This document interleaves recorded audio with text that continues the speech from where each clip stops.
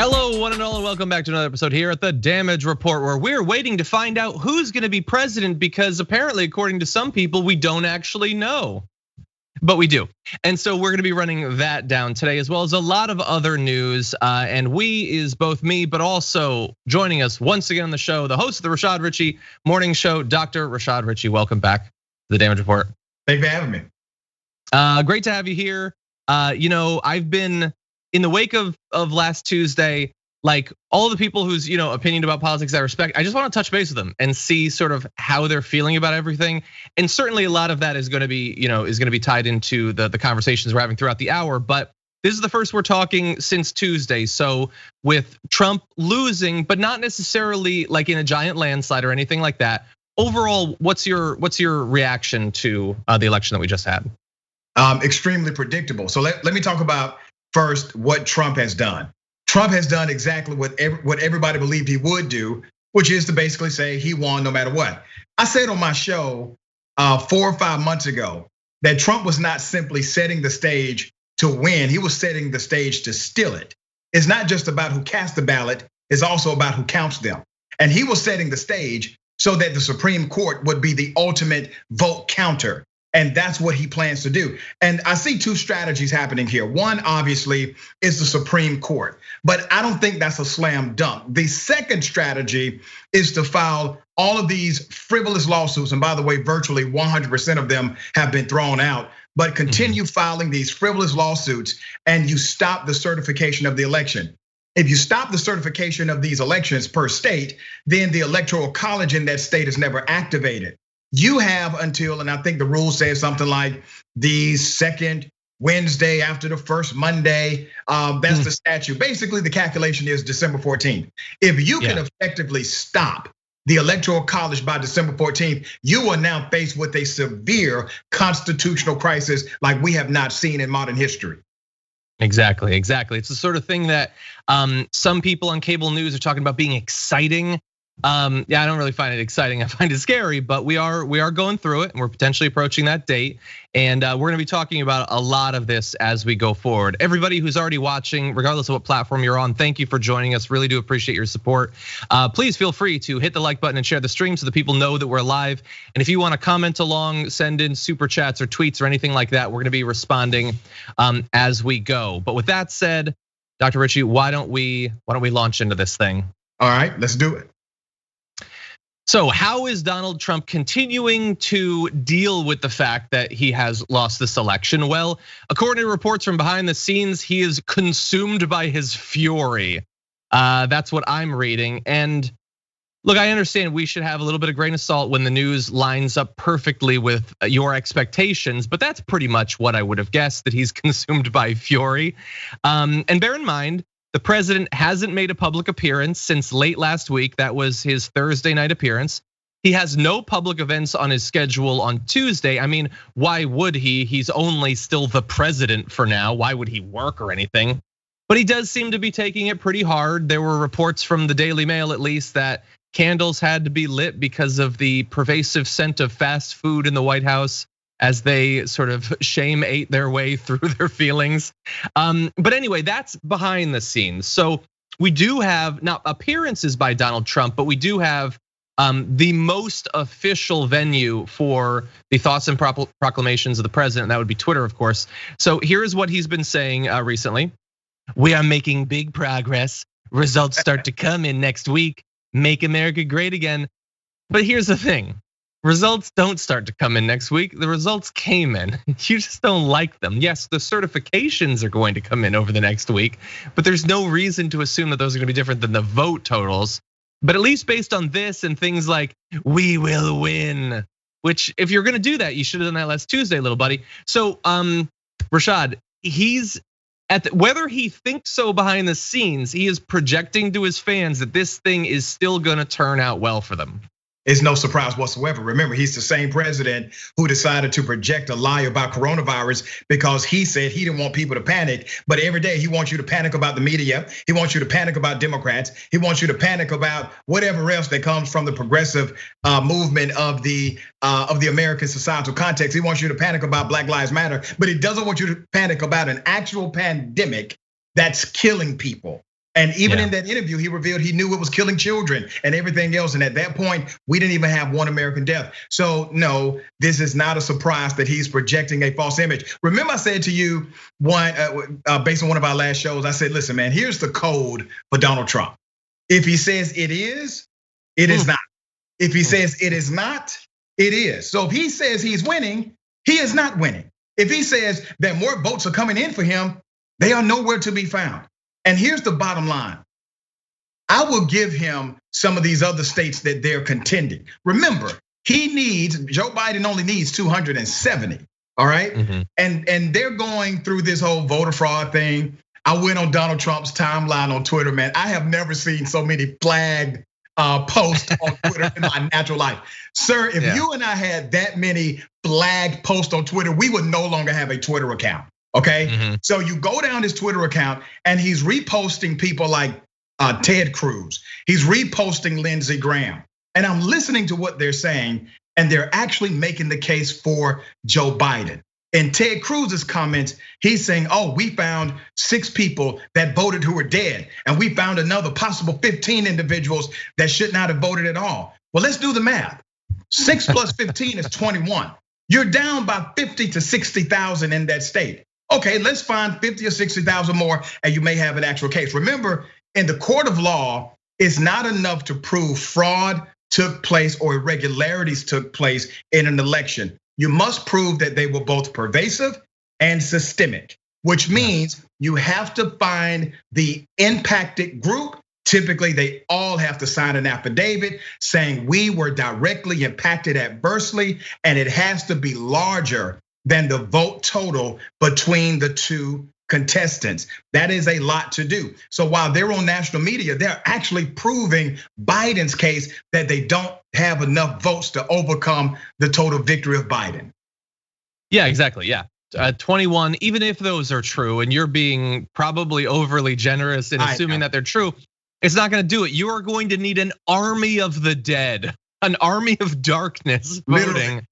To actually explain that thing, and I don't think that's gonna happen. I mean, he has his army of darkness, he calls it his base, but they're not dead. They're just misinformed, I would say.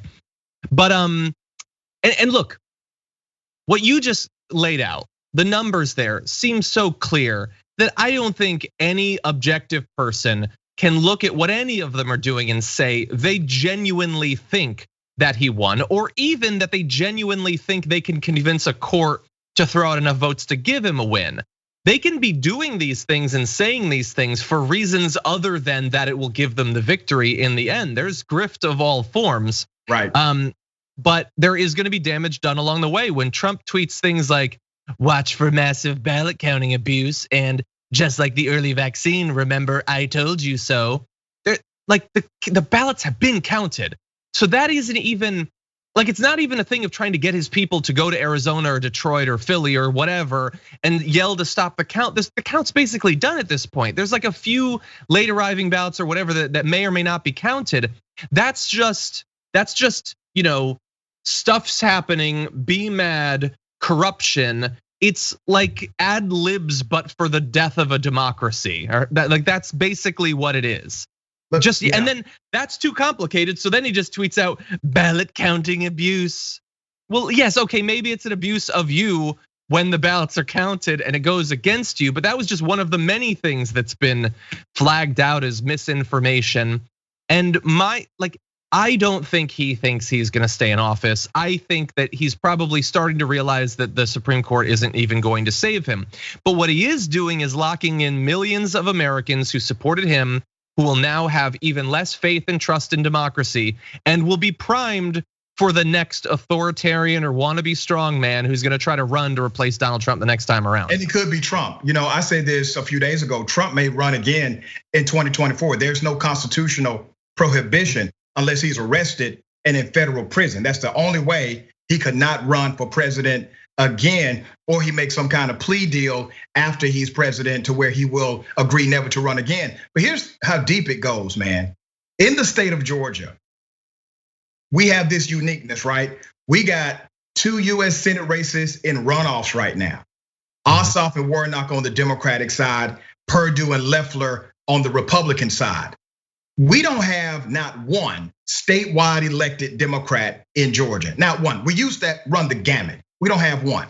There's a guy named Raffensperger. Raffensperger is the elected statewide Republican Secretary of State. This guy literally is the person who basically certifies the election, but the counties, and we have 159 counties in Georgia, each county certifies the election independently, sends it to the Secretary of State accepts it, and then it becomes certified.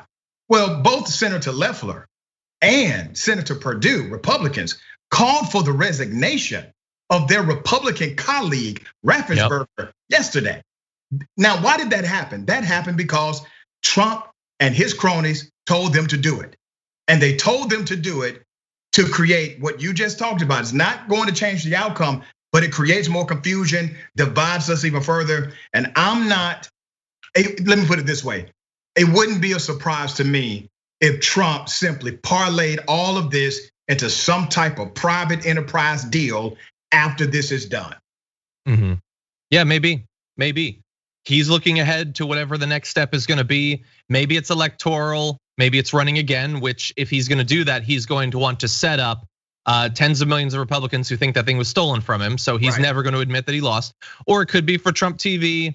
I don't know. But what I do know is that what a lot of Republicans will do, like when Brian Kemp tweets, as he did in the last day, that every legally counted vote will be counted, that's just what an election is. But he's obviously saying that clearly the implication is that there are votes that were not legally counted.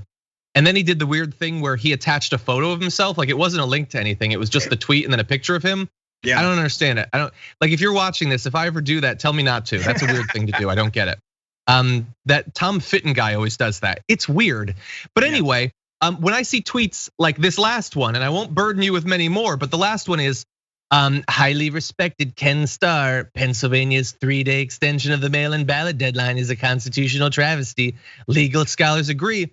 Donald Trump might just be saying that for his own personal benefit. But what I feel like you should rest assured is that going forward, whether in Georgia or in Pennsylvania, anywhere where they still have control over the state legislature, let alone the governorship, they are going to use these lingering concerns about the election to push for even more voter suppression and voter purges and voter ID and all of that stuff. And they're going to find that their base is going to love it because remember, they don't trust democracy anymore. They don't trust the vote. And they also sort of suspect deep down that they can't win a fair election anyway. So they're gonna be fine with cutting out as many voters as possible. And so that's where I feel like this leads, maybe not for Trump, but for other Republicans. I agree with you, man. And I think it started some years back. Like this whole eroding of our democracy, our fair, balanced, and equal access to the ballot. Those things started to be chipped away at when we mandated voters to present an ID to vote, okay? Remember 15, 20 years ago, virtually no one in the United States had to present an ID to vote. And the reason is because voting is a right. There's no other right that you have where you must present an ID in order to exercise it other than your right to vote. Now, when we allowed them to get away with that, it opened the floodgate for all of these other dynamics in the electorate process that restrict individuals from voting. Everything from voter purges, if you don't participate for a certain amount of time, all the way to duplication of names. Remember, there was a program that if your name was the same name as another name in another state, that you would automatically be red flagged just because you have the same name. And you know who is harmed? Names that are on that list, Black folks, Hispanic folks that have these traditional names. Okay, so the floodgate opened because of that ID element that we accepted. Exactly, yeah. And when it turned out that hurt some communities, Black and brown people more than white people, Republicans were just shocked to find out about that. They had never anticipated. We didn't expect that to happen. We just applied it equally. Exactly. So look forward to a lot more of that, which is why, like, there are a million things that Biden and Kamala Harris need to do over the next 4 years. Yes. And Dems in the Senate, which apparently are still gonna be led by Chuck Schumer, are gonna have to do. But I have an idea for one of them. Maybe do something to make our democracy not just like a cool sort of like thing that we cosplay every once in a while, but make it actually true. And we'll see. That's another thing where having a supermajority in the Supreme Court for the Republicans is going to help them. If they want to have their voter suppression be constitutional with a 6-3 conservative Supreme Court, pretty much anything you want to do could be constitutional. So that's going to be fun. Yeah, Democrats in any event, grow a backbone. Schumer has to grow a backbone. Nancy Pelosi has to get on it as well. They're not playing the same game anymore. It's like you're playing a game of baseball, but you have a golf club. All right, you have to play at the speed of the game. I interviewed Cory Booker on election day. I actually had him with me on my radio show, co-hosting for a bit. And I said, listen, man, if you guys actually get the Senate, which is still possible, the presidency, if you have the House, you got to go in and change laws immediately, and you have to go ahead and enhance the US Supreme Court. You can't function with that 6-3 majority conservative court. You need to go ahead and add justices to that bench as the law allows, and do it now. Do it quickly as soon as you have the power to do so. Yeah, I agree. We'll see. I don't know. I mean, you're totally right. The game has changed, but unfortunately, I think Nancy and Chuck are still playing the same old game. They still think, Dianne Feinstein thinks, oh, my Republican colleagues are gonna be amazing once we, finally don't have Trump. No, they're not. No, it's a bad impression. It's not based on anything. That's what makes it good, John. Because thank you. Exactly. We need to talk about a relatively new show called the Republic, or UNFTR. As a Young Turks fan, you already know that the government, the media, and corporations are constantly peddling lies that serve the interests of the rich and powerful. But now there's a podcast dedicated to unraveling those lies, debunking the conventional wisdom. In each episode of the Republic, or UNFTR, the host delves into a different historical episode or topic that's generally misunderstood or purposely obfuscated by the so-called powers that be. Featuring in-depth research, razor-sharp commentary, and just the right amount of vulgarity, the UNFTR podcast takes a sledgehammer to what you thought you knew about some of the nation's most sacred historical cows. But don't just take my word for it. The New York Times described UNFTR as consistently compelling and educational, aiming to challenge conventional wisdom and upend the historical narratives that were taught in school. For as the great philosopher Yoda once put it, you must unlearn what you have learned. And that's true whether you're in Jedi training or you're uprooting and exposing all the propaganda and disinformation you've been fed over the course of your lifetime. So search for UNFTR in your podcast app today and get ready to get informed, angered, and entertained all at the same time.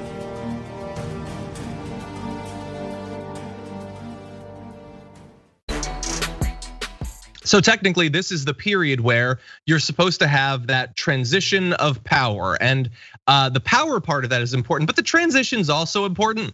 You're supposed to have the administration working with representatives of the incoming president-elect to make sure that the US government works, that it has relations with other countries, that you're ready to go on day one.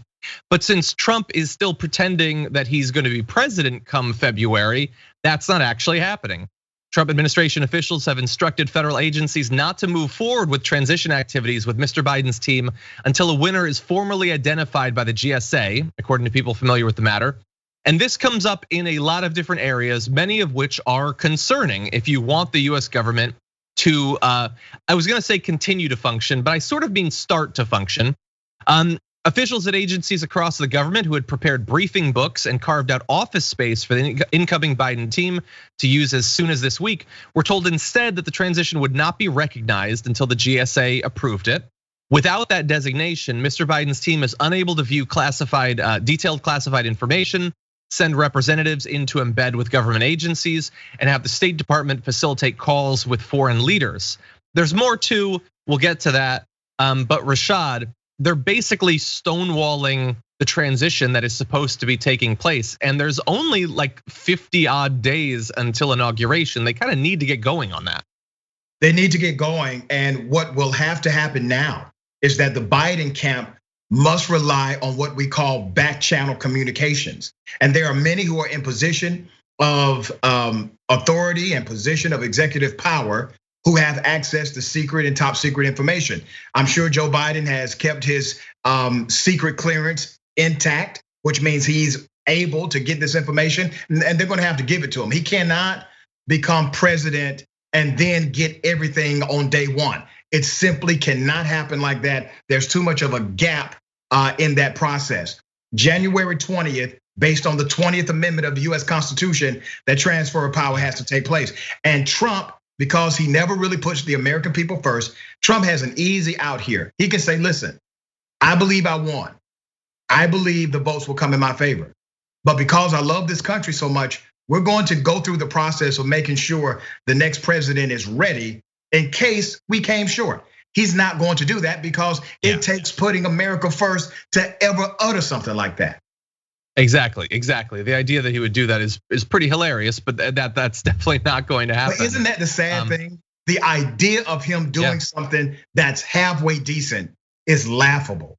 Yeah, putting the country ahead of himself, putting insert a noun ahead of himself. He's not, he just doesn't have it in him. And so, I mean, like our country is facing multiple crises. Biden is doing some stuff independently, setting up the COVID task force and all that stuff. He can do that. But even those individuals they have to start talking to the CDC and other, elements of government, and they're not gonna be able to do that. Some more stuff that's being blocked right now. Mr. Biden is unable to receive the same intelligence briefings as the president. As the Democratic nominee, he's been given intelligence briefings, but they're not as detailed as what the president receives. Although, to be fair, we've known for a couple of years that those intelligence briefings are mostly not being read, and where they're read, they've had to be crammed down to tweet size. So, like, think about those intelligence officials who have to take all of what's going on in the world and cram it down to 180 characters. Let's free them up to write long, expansive things for the president who will actually read them and try to understand them. Come on, GSA, let's live in that world. But we also have the ability to conduct background investigations for security clearances. They can't do that either. And so their team is going to have to be, spooled up in a record time. If this thing drags out for another month or so, they still need to be ready to go on inauguration. This is just a little bit more damage that Donald Trump is locking in on his way out. Yeah, and I'm terrified that he will do more. These are the things he's doing by simply ignoring protocols. I wonder what he's doing or will do when he's intentional about creating more chaos. And I'm not talking about Twitter chaos. I'm talking about actual policy chaos, actual things within the power of his presidency. That concerns me more than his Twitter feed. I don't think Trump is going to go anywhere. Trumpites will remain here. And I told a friend of mine the other day, John, I said, people like Trump come and go, but the ideology they have now exposed feels as if they are empowered to remain. And we will have to deal with that ideology again. And it's going to take a lot of hard work from people who believe in fairness, equity, who believe in diversity. We will have to work against those individuals. And you know who they are? They're school teachers, they're judges, they're police officers. They're the person working next to you at your 9 to 5. We have to still contend with that because we now know we got 70+ million of them right here in the United States. Yeah. Exactly. Yeah, and I'm worried about the damage they could do on the way out as well. Yesterday, Francesca Fiorentini and myself, we did a little rundown of our top 10 fears about things he could do on his way out. Any day now, assuming Stephen Miller is, still trying to convince him that he's gonna be president, they could start cranking out executive orders that do, I don't even know what crazy things, but they could do it. And it could have an effect in the short term at least. And again, we go back to the fact that they have a 6-3 majority in the Supreme Court. God only knows what could be, ruled constitutional between now and that day. So everybody, I know we're still partying, we're still having fun. We've not had a lot of opportunities for that, but these next 60 days could be pretty dark, and not just because of COVID, although that is looking devastating as well. Okay, let's move on with another story. Trump, outside of his Twitter feed, isn't necessarily the person in the White House who's doing the most to advance his legal challenges against the election. Usually it's someone like Rudy Giuliani being dispatched to, like hardware stores and stuff like that. But you also have Kayleigh McEnany, who held a press conference with Ronna McDaniel, Republican Party chair, and it got so crazy and so evidence-free that even Fox wasn't having it anymore. Take a look. party in America that opposes verifying signatures, citizenship, residency, eligibility. There is only one party in America trying to keep observers out of the count room. And that party, my friends, is the Democrat Party. You don't take these positions because you want an honest election. You don't oppose an audit of the vote because you want an accurate count. You don't oppose our efforts at sunlight and transparency because you have nothing to hide. You take these positions because you are welcoming fraud and you are welcoming illegal voting. Our position is clear. We want to protect the franchise of the American people. We want an honest, accurate, lawful count. We want maximum sunlight. We want maximum transparency. We want every legal vote to be counted, and we want every illegal vote to be... I just think we have to be very clear. She's charging, the other side is welcoming fraud and welcoming illegal voting. Unless she has more details to back that up, I can't in good countenance continue showing you this. I want to make sure that maybe they do have something to back that up. But that's an explosive charge to make, that the other side is effectively rigging and cheating. If she does bring proof of that, of course, we'll take you back. So far, she has started saying right at the outset, welcoming fraud, welcoming illegal voting. Not so fast. We'll have more after this. I love the not so fast. Yeah. Spoiler alert, they didn't have anything. There were follow-up questions. Can you point to actual votes that were fraudulent? And they don't have anything. We're a week into this, multiple press conferences into this. And it's so sad that even Neil Cavuto is making the decision to cut away. Rashad, what are your thoughts? Man, so big ups to Neil Cavuto. Excuse me, big ups to Neil Cavuto. And I've heard Neil Cavuto go on commentary against Donald Trump on a few occasions. And I've been on Cavuto's show frequently. And yeah, the guy has a conservative slant. Yes, he is definitely pro-Trump as it relates to some of the economic policies, but he's willing to do things like that. He's at a conservative network still. Now, keep in mind, people at Fox, they've already criticized him. People who follow Trump criticized him, right? So he's not doing this in some kind of protected silo, but it does show you how extreme the rhetoric has become from this campaign. And she just wants to be accepted so much. I mean, she's there. She reminds me of a 12-year-old girl who just wants, she will just say whatever mom and daddy tells her to say because she wants to be accepted. And I think she has that kind of relationship with the campaign. She is simply a puppet. They tell her what to say and she's saying it because she'd rather be accepted than be truthful with the American people. And remember, we're the people paying her salary. Exactly. I almost, she's a grown adult. You have to hold her accountable, but to some extent, she just reads what they put in her trapper keeper. So I don't know who to blame more, but yeah, no. And this is who she is. She is whatever she's being paid to be. Back before Donald Trump became president, she called him a xenophobic bigot, and Joe Biden was a man of the people, and all that stuff. Right. And so the reason that I think it's worth at least a few moments of our time focusing on her is that was Fox cutting away from her. But my next message goes to CNN and MSNBC. You're not obligated to hire her on as a contributor in the next 6 months. I know there's a very high chance they're gonna do that. You don't actually have to do that. You can bear in mind that not only did she lie to the American people on a daily basis as the press secretary, but when Donald Trump tried to effectively institute some sort of judicial coup against the United States, she was out front as his head woman in that effort. So remember that when you decide that for some reason she needs to be on a panel with Don Lemon. It doesn't actually have to be that way. Agreed. But here's the thing, man, they're gonna give her a job, you know that, right? So she'll have her contributor's job. She'll create some controversy. She'll say things that are still silly and extreme, and we'll tolerate it, we'll entertain it, we'll debate it. A friend of mine said, never argue with a fool because they'll beat you with their experience, right? And so that's what you create. In scenarios like this, you argue with people that simply are not operating in good faith, you will never win the argument. Yeah. Well, there's another argument going on, and it's an argument between different hosts on Fox News. Fox's decision to cut away from Kayleigh McEnany's press conference sparked a reaction from within Fox just later on that day when Tucker Carlson alluded to it on his program. Let's take a look.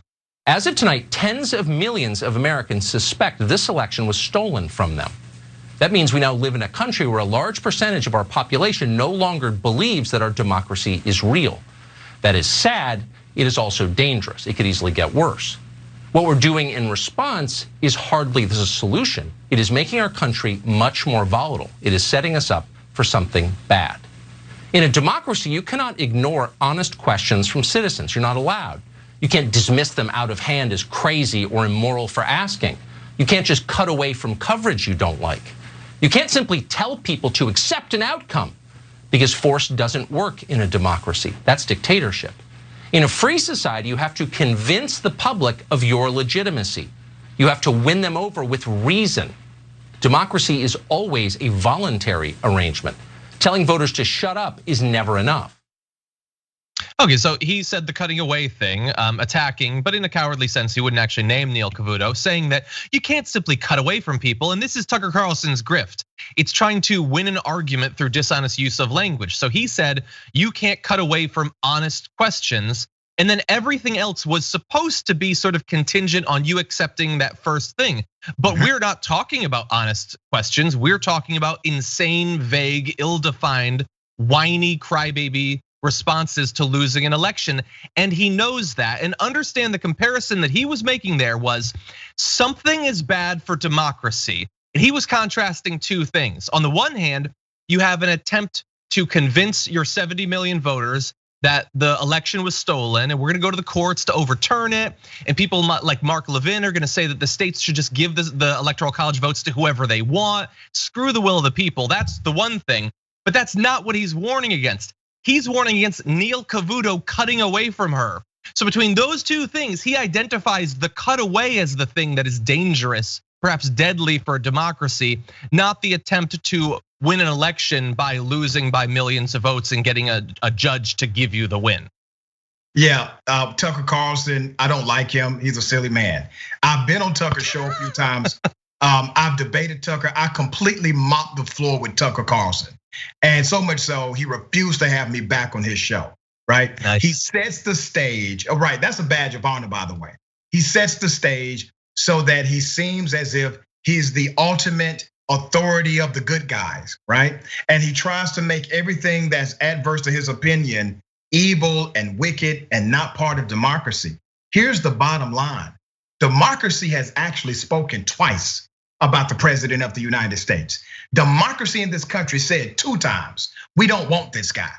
He lost the popular vote both times. This time, he also lost the electoral college. File your lawsuits, go through the motions, put your rhetoric out on Twitter. The bottom line is this, by December 14th, those electoral college votes better be in. And if they're not in, I'm blaming Democrats for that. And on January 20th, if the transfer of power does not take place, where Biden and Harris become president and vice president, I'm not blaming Republicans. They're doing what they have done for the last 4 years. I'm blaming Democrats for that too. They have to get on it and stop playing with this president. He's not playing with them.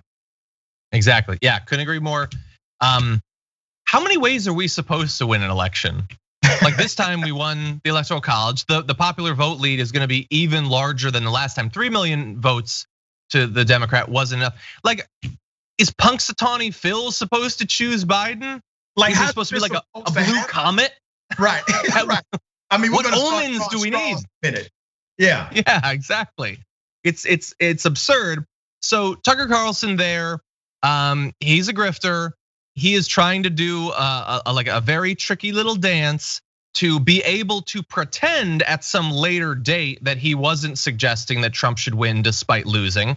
But he is once again trying to pretend that people not taking at face value whatever insane conspiratorial ramblings are presented to them is somehow antithetical to a democracy.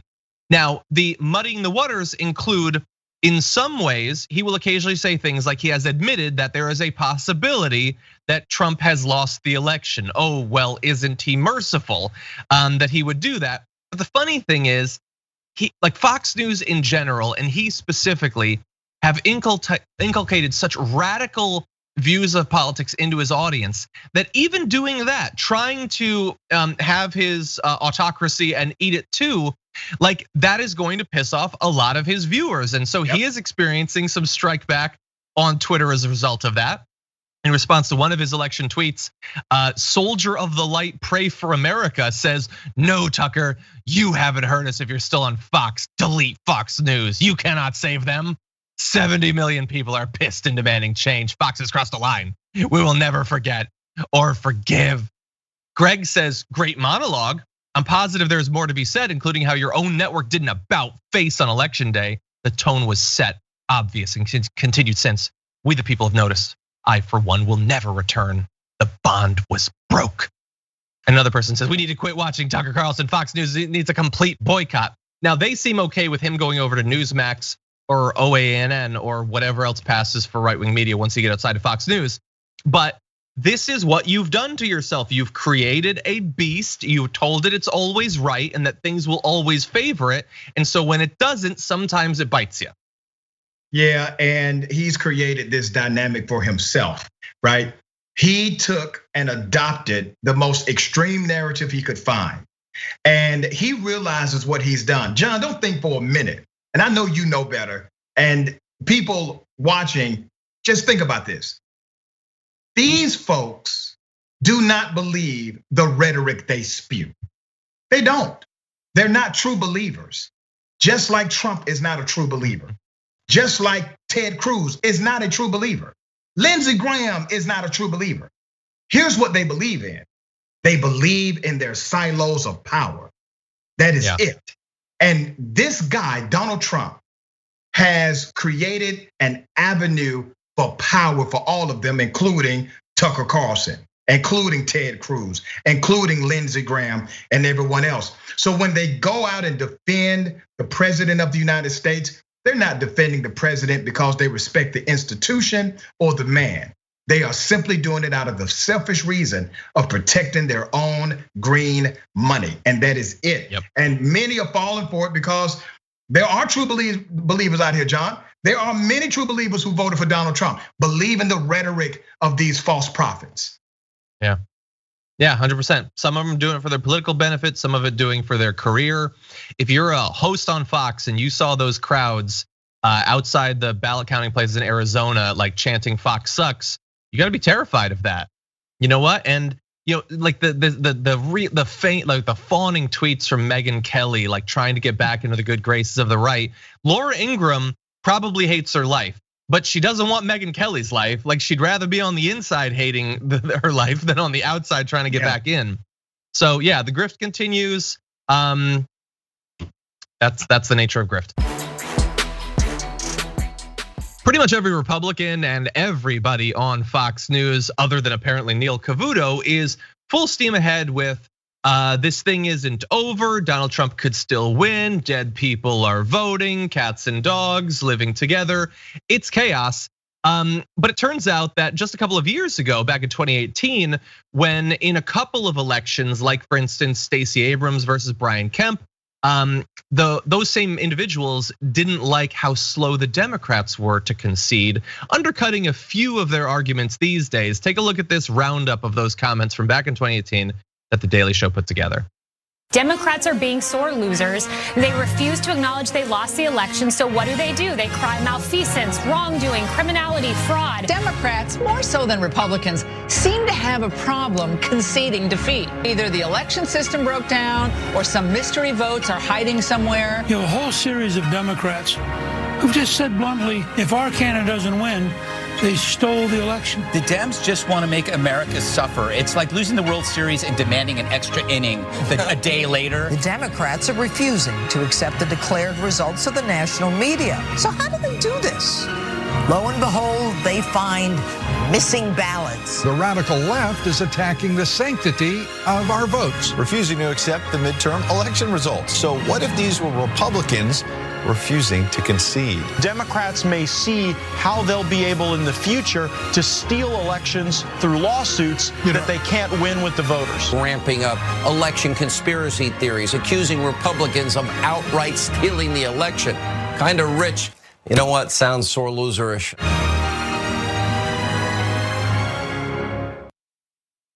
I mean, that's pretty good. I love a good production team over there. Yeah. You know what this is like, John? And I actually like watching all this. Here's why. These guys are obviously hypocrites, but that's nothing new. Okay, it's kind of fun to watch how hypocritical they are when we have these, edited versions of who they have been and what they've said. But here's why I like what's happening to Trump, because I don't believe he will retain power. I don't believe African angels are coming to save us. Paula White told them to come here. And by the way, side note, the definition of white privilege is telling angels who are taking care of children in Africa to leave Africa and help the white privileged billionaire in America. That is the definition of privilege. Okay, so I digress. Here's what's really happening. Donald Trump is a fish out of water. He's flopping around on this dry land. And every time Sean Hannity, Tucker Carlson, or whoever goes on national media and they say he can still win it, when one of his attorneys that's being paid to tell him, hey, let's keep this thing going, we can still win it, it splashes him with a little more water, giving him an ounce of hope that everything's going to be okay. But then he continues to flop like a fish outside of water. I want him to flop until January 20th, okay? So that's why I like what's happening. Yeah, and I wish that sort of video like accomplished something more than just like us chuckling. That sort of hypocrisy, like it really does feel like it should mean something when you have such clear counter evidence to what they're saying these days. But of course it doesn't. Like they're not going to apologize or change what they're saying now. Their audience doesn't care because they liked what those Republicans were saying then and they like what they're saying now. And what they like is what's important, not what is true. Right. They're not interested in that. And I'm not surprised that Sean Hannity is doing it now and Laura Ingraham and Kayleigh are doing it. Like they have, even though they know, like as you said, that Trump is not going to stay as president, they have an audience who wants to still feel good. They've had this drug in their system for years. The idea that it's going to be cut off is really scary. So they're looking for someone to extend the high for a little bit. Yeah. And like I said on yesterday's show, it's not just Trump and the right now. I mean, look, I was the world's biggest Bernie Sanders supporter, but both in 2016 and 2020, at some point, there wasn't a path forward. Right. And it took some people a lot longer to acknowledge that, in part because there are people in media who want to just sort of continue that high. And they know there's an audience that wants to hear that it can still happen. That's a big part of grift. It is leading people down a path that is not founded in the facts, for your own personal financial, enrichment. And what's their alternative here? You got guys like Hannity, Tucker, and others. What's the alternative? They have a significantly, primarily conservative audience, right? If they start telling that audience the truth, they will be unemployed in 2 or 3 weeks, right? Because everybody will leave them to go and listen to the guys and the gals who are saying what they want to hear. And so they have to continue to keep the narrative and keep the spin going in order to have a broadcast, period. Yeah, it's really as simple as that. It is. And since we're libs, like we have emotions, we feel bad for people. I can look at that and feel a little bit bad that they've caught themselves in that web, but like they built it around themselves. So I'm only gonna feel a little bit bad at all. They can take a $15 million salary and shove it. As far as I'm concerned, I feel bad for any one of them. They have created this nightmare for themselves. They're gonna have to work out what happens to their immortal soul at the end of this journey. But they have lied to the masses in order to get paid. In my neighborhood, we call that a sellout. All right, and I've seen some sellouts, and those are in fact sellouts. Yeah, you want to see another? I got one for you. Yeah, right here. And we've been doing a lot of the media side. So let's go to the people who are still gonna have direct political power. Lindsey Graham, newly reelected after defeating Jamie Harrison, is continuing his pivot from originally criticizing Donald Trump before he became president to now being his biggest defender literally anywhere, including his family members. Here is what he has to say a little bit about what Donald Trump should do now that he has apparently lost, although Lindsey Graham doesn't accept that, and what it means for the future of the Republican Party.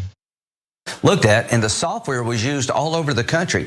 There's a lot of shenanigans going on here. If I were President Trump, I would take all this to court. I'd fight back. And from a Republican point of view, mail-in balloting is a nightmare for us. The post office is now the new election center. It's the wild, wild west when it comes to mail-in balloting. Everything we worried about has come true. So if we don't fight back in 2020, we're never going to win again presidentially. A lot's at stake here. Okay, so look, that's a big statement. The idea that if Donald Trump does what every president has done, including, or person who's lost the presidential election, including Hillary Clinton, who, by the way, will have lost these states by much more narrow margins than Donald Trump would have done. She conceded the next morning. So if Trump does what they did, Republicans will never win another election. I don't know, Rashad, what do you think about that? This is Lindsey Graham trying to make people panic. That's all that is. He wants Republicans to feel as if Trump does not win, right? If you don't do it now, no Republican will ever win in the future. That is simply a fear tactic. And the reason why he's doing it is because Lindsey Graham realizes that voters who are conservative, who are Republicans, they aren't necessarily hardcore for Trump. They voted for Trump, right? Because of the partisanship, the tribalism of party politics, but they're not going all in for Trump in this conspiracy theory. But if you affix the conspiracy theory to saying that if you don't do it now, you will never see a Republican president in the rest of your life, well, that connects to the simple Republican that just wants to have conservative ideology without all of the rhetoric associated with Trump. Now they feel as if they're part of this opportunity to make sure they protect their Republican agenda. It is a lie. A Republican can win just like a Democrat can win, fair and square, based on the issues and based on how you excite your base and get moderate voters to participate for you. Yeah, at least in theory. The modern track record isn't amazing for them. But what I find especially rich about Lindsey Graham effectively whining that the electoral system is unfair for Republicans, that it's in some way biased against them, is, dude, like we were talking about earlier, Democrats already have to win in multiple different ways to have a chance of winning. That's right. They have to win the Electoral College. They have to win the popular vote, and they probably need to win the popular vote by at least 3% to really have any chance whatsoever. In modern history, the Republicans have won the popular vote in 2004 with George W. Bush. To get another one, you have to go back to George H.W. Bush, who a lot of our audience wasn't even alive. They may not even know who that is. That's how long ago it is. Yeah. It is virtually unheard of for a Republican to actually win more votes. Now, that does not mean that they can't become president, because we have this backup mechanism that can put them in even when the people fairly overwhelmingly reject their platform. They should be thanking their lucky stars that the system has been rigged so thoroughly, both from the founding and more recently in a lot of these states where, we won't go back through the whole list again. We've talked about a lot of the ways that they do that, but all of that benefits Republicans. There are so many needless obstacles for Democrats to end up winning, and yet generally the Democrats most of the time still do, at least in recent history. Don't you find it ironic that Lindsey Graham is crying inequity, that somehow it's not equal treatment for Republicans? If you just do this process, which by the way, everybody can participate based on this same process. Republicans have the same opportunity to put in a mail-in ballot as a Democrat does, right? But Lindsey Graham is saying that the process unfairly damages or unfairly restricts Republican voters. The same guy who does not believe systemic bias and racism exists in America. The same individual who believes that as long as everybody has the same access, everything can work out, right? He doesn't believe in principles of equity, but all of a sudden, he's describing a principle of equity as it relates to Republicans being disenfranchised, even though Republicans have the same opportunity and the same methodology to vote as anyone else in America. Yep. And on top of that, supposedly we live in a center-right country, so they should have an advantage in that way. Doesn't seem to be the case. And look, let me waste 45 seconds of our time. If you are watching this and you're a conservative, you're a Republican, you wear a red hat or whatever, I am going to waste our time by asking you to have a little bit of empathy and imagine how you would feel if Democrats won a bunch of times despite getting less votes. Like, what if you were looking out there at these Democrats that you hate and you distrust, and you felt, man, look how superior I am to them. They can't win votes, and yet they still have political power all the time. Despite the fact that they can't get the popular vote, they still become president pretty regularly. Despite the fact that they don't get as many votes in senatorial elections, they still have the majority in the Senate. Despite the fact that they can't do all of that, they still have a super majority in the Supreme Court. How mad would you be if the hated, feared Democrats were the ones that had a lock on virtually all political power, despite the fact we just take it as a given that the Democrats are gonna get more votes at this point? The whole thing is just ridiculous. And this is the best democracy in the world. You know, this whole thing about the Electoral College is so great that every country we've colonized, the one thing we never gave them was the Electoral College, right? So if we'll colonize a country, we'll set up their democracy, and we won't give them the Electoral College. You know why we don't? Because they wouldn't fall for it. Right? Nobody else would fall for this. Yeah, 100%. Oh God, the whole thing is so frustrating. So you were a Bernie Sanders supporter in the primary, because that's who you wanted, but you also correctly predicted way before the primary that it would end up being Biden and Kamala Harris. So let's set apart what you wanted and what you thought was gonna happen. So in theory, if nothing crazy happens, we go through the next 4 years, Joe Biden is probably gonna be too old to run. It doesn't mean that he can't, maybe he will, but it could be Kamala, who takes her a couple of years on the national stage to run. If she's sort of the stand-in for an incumbent in the next primary, and AOC is either considering or does challenge her at this point, and again, it's forever in the future. What do you think about AOC versus Kamala Harris? I'm voting with the progressive. So let me tell you what my ideology is. I vote with the progressive candidate every time, because you don't lose with that vote in the primary. Let's say your progressive candidate does not get the nomination. That's fine, you still win, because they have enough vote total, they have enough delegates to where when they transfer those delegates to the would-be nominee of the Democratic Party, they have to now trade an agenda for that endorsement. And what is the agenda? The agenda is what I voted for. The agenda is the progressive element that I need to see happen in the Democratic Party. If Senator Harris does not have a progressive agenda, then I'm going with the progressive candidate, because as I said, you don't lose with a vote for the progressive candidate. Yeah. But I mean, and I know this is so far in advance. What does your gut say about how that primary might go? AOC versus a Kamala Harris, who's been, Madam Vice President for 2.5 years at that point. The reason why I made the prediction I made back early 2019 is because the overwhelming majority of vice presidents for the Democratic side, if they saw the nomination of their party, they got it. Okay, so it would be a tall order to defeat a vice president who is seeking the nomination of their party. It will be very difficult to overcome. Yeah. I don't like that though, so I'm gonna disregard everything that you just said. But we'll see. It's gonna be a fight, and at the very least, by the way, if AOC were to spend the next couple of years implying, hinting, talking about it on Colbert, maybe I'll run, maybe I won't, that might scare Kamala Harris into shifting a little bit in advance of that. Well, let's hope so, man. It's politics, and I'm good with it, even if it happens that way. But AOC is a remarkable candidate for president. She's a remarkable representative for her district, and I appreciate her authenticity. I wish we had more politics like that. I agree, and thankfully we are getting some more. AOC is my favorite politician in the country, but we've got a lot of great members of the squad, and the squad's gotten bigger thanks to the results of last Tuesday. Okay, with that said, why don't we go into our last quick little story and end the show with a little bit of fun. Donald Trump wants to be special. He wants to be number one. He wants to make history. He wants to be remembered. And look, I'll admit, I'm not a big fan of him, but I have to give it to him.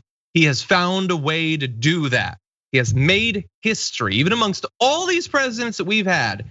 He is the only president as documented in what might be my favorite graphic I've ever seen, who will simultaneously have been a one-term president, will have been impeached, and will have lost the popular vote, and in fact lost it twice. So if someday we have some big loser who tries to challenge him for this title, they'll have to lose the popular vote twice to match him. No other president has ever done that. Congratulations, Donald Trump.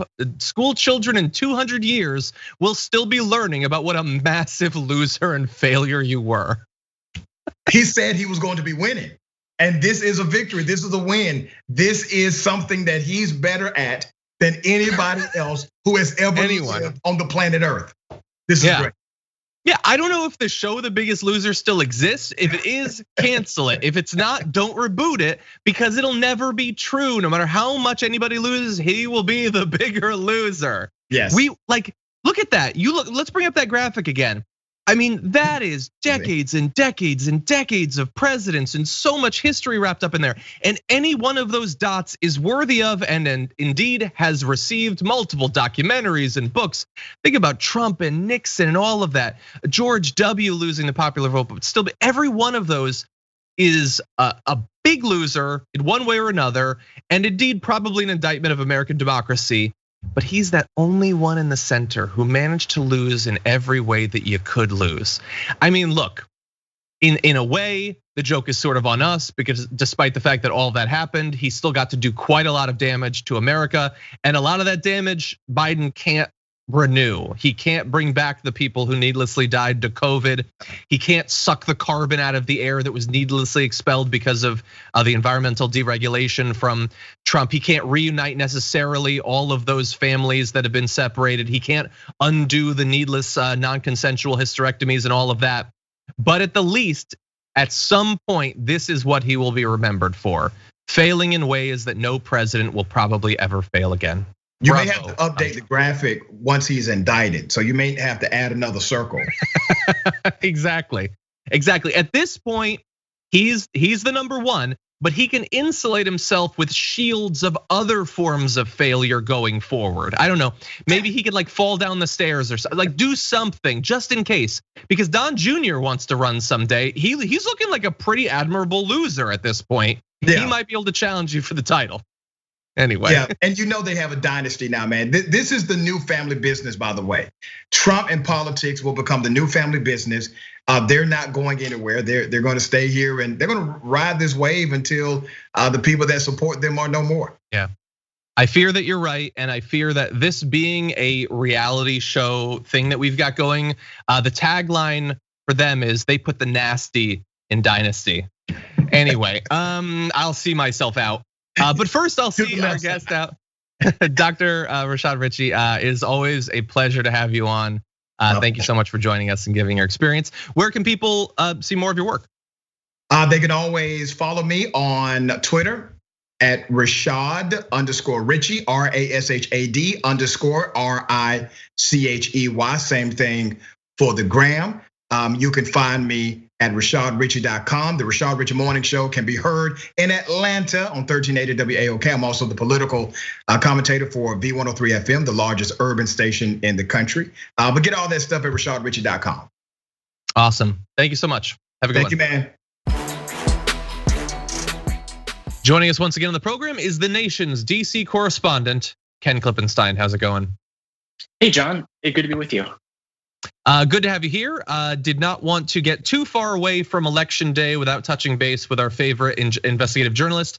So first of all, before we launch into how this might or might not affect your job, as someone who has been doing a great job of trying to keep multiple different areas of the US government accountable during this time, what do you make of both the election results and the current scrum we're in to actually have them be accepted?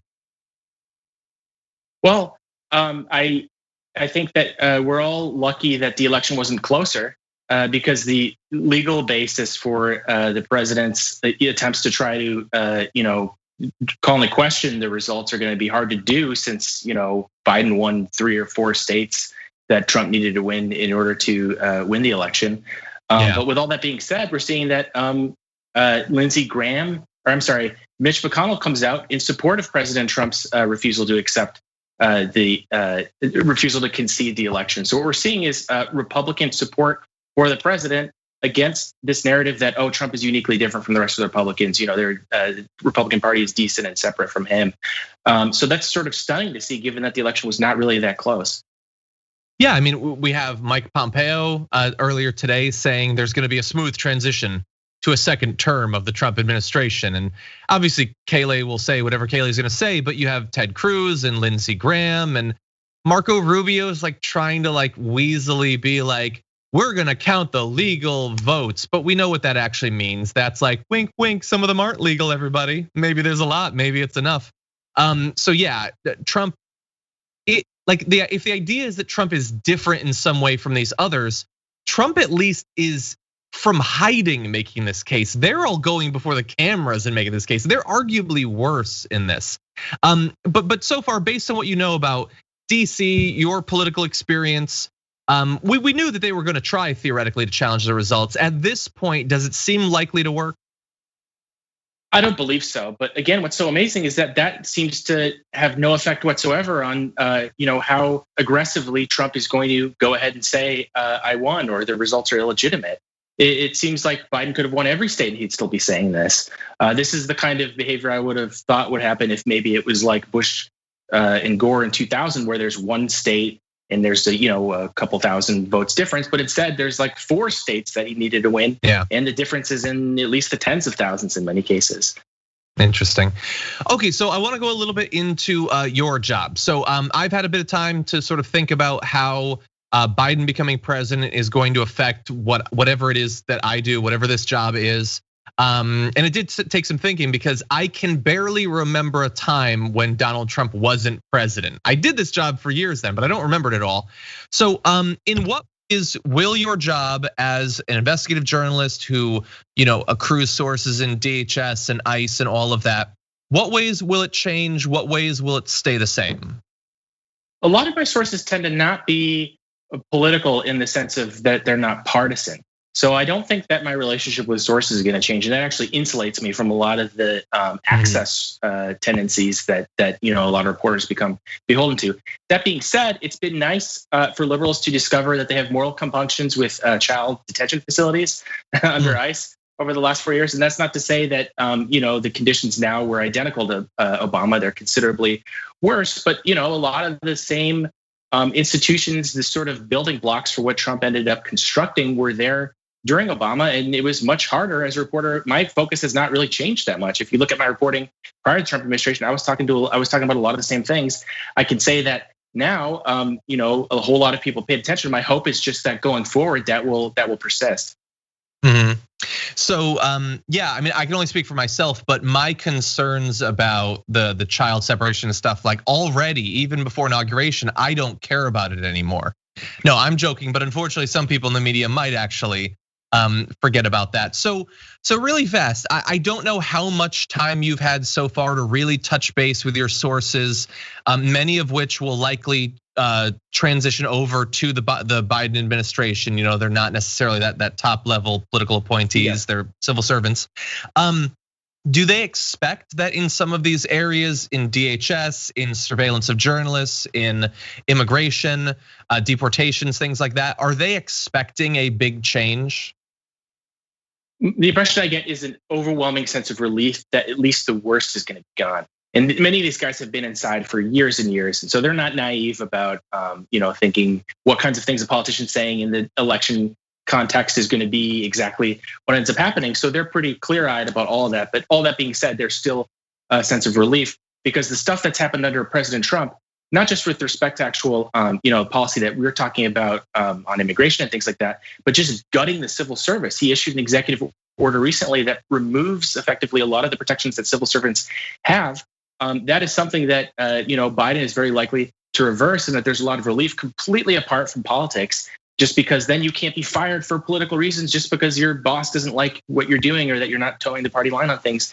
There's a sense of relief about a lot of this sort of institutional oversight and those sorts of things that are not necessarily partisan in nature and things that people would be familiar with. That just makes their jobs a whole lot easier. And I think redounds to the benefit of the American people because then they can do their jobs with integrity and not have to worry about there being the same type of really aggressive retaliation of the sort that we've seen consistently in this administration. So I would say, they're clear-eyed about it, but still glad that the worst is going to be gone.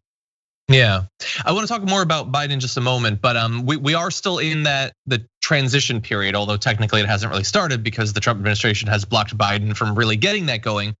But during this time, I'm imagining you probably have your hands full because every presidency, no matter how much we might like the president, on the way out, they get a lot done in the last few weeks. So how are you approaching that period? Like, they did this, as you said, they did this change to the way the civil service works, where hypothetically they can fire people a little bit easier. He's not going to be around to be their boss anymore, but he can still fire people on his way out. They could, there might be some sort of looting of the federal treasury. That's a fear that people have. How are you watching for these moves that are going to be done in the last 2 months or so? Well, I haven't had to put much effort into it because instead I've been getting frantic, calls and messages from my sources inside who, this type of environment affects each agency and sub-agency differently. They're reaching out to me expressing fear over the stuff you said. In addition to that, you have the president firing the defense secretary, a very high-level individual who only served there since earlier this year, if I remember correctly. March, I think, maybe, but yeah. Replaced him with someone from the National Counterterrorism Center, and my intelligence friends tell me that this person was very junior, doesn't have a lot of experience to be running the war, the premier war department of not just the U.S. but the biggest one on the planet. Someone with very little experience and who's known to be, cozy with the White House and a friend of the White House. So, that is extremely concerning to them, and it's not just him. There's been reporting to suggest that he's considering firing the FBI director. He removed the general counsel to the NSA, which is responsible for all this, with the Stone disclosures. We learned a lot about the sorts of surveillance that they conduct. What I'm being told is that that could mean that the president is going to try to leak, or his party leak NSA intercepts to friends in Congress, perhaps about Joe Biden, perhaps about enemies in the Democratic Party, about who knows what. Because the question is, why remove a highly technocratic position like the NSA General Counsel? That's not someone that you see on TV all the time. This is a legal official that tells NSA, here's what we can legally do. They have a lot of fear about that, and I would say that extends generally. Is he going to try to retaliate against people that he perceives as enemies in the final weeks of his presidency? And with these civil service protections gutted, they are not going to be able to protect themselves, and then it's going to be incumbent on Biden to rehire them and put them back in. And I have to say, if you're someone with a lot of integrity and you're speaking out against problems in agencies, no president wants that. I'm sorry, let's just be real. They don't want someone that's going to raise concerns about your own misconduct generally. I'm not saying Biden wouldn't reinstate people, but there's a general aversion to people that raise the red flag about the integrity, the conduct of these agencies. Yeah, and I guess we're going to have to wait and see over the next few years what a Biden administration is like. Is it going to be, is it going to be Obama-esque in terms of its relationship with the media, its relationship with investigative journalists?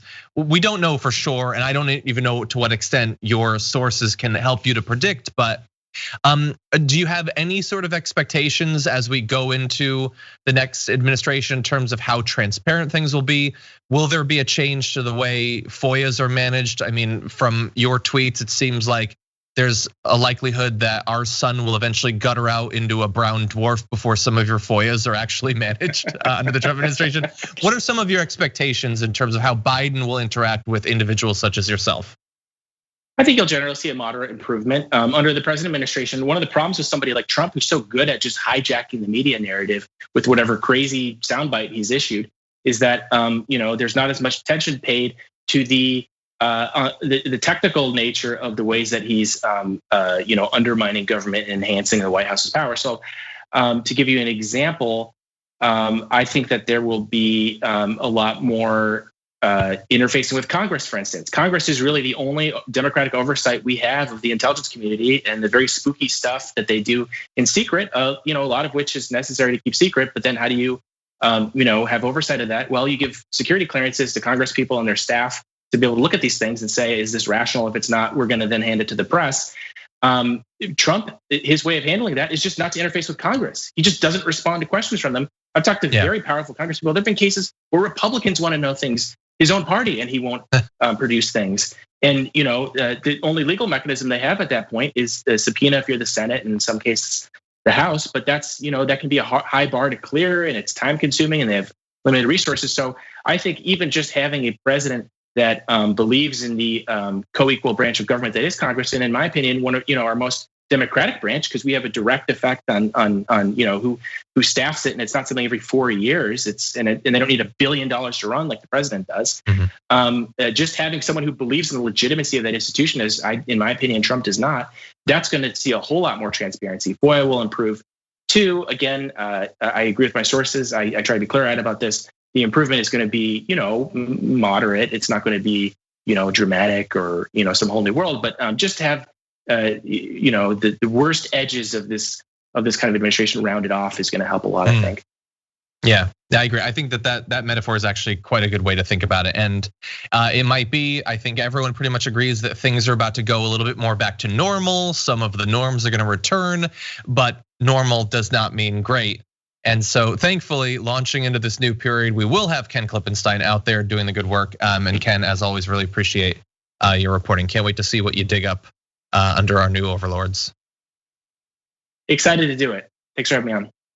Yeah, everybody definitely go take a look at Ken's work. It's available over at The Nation. Ken, as always, thank you. We'll talk to you soon.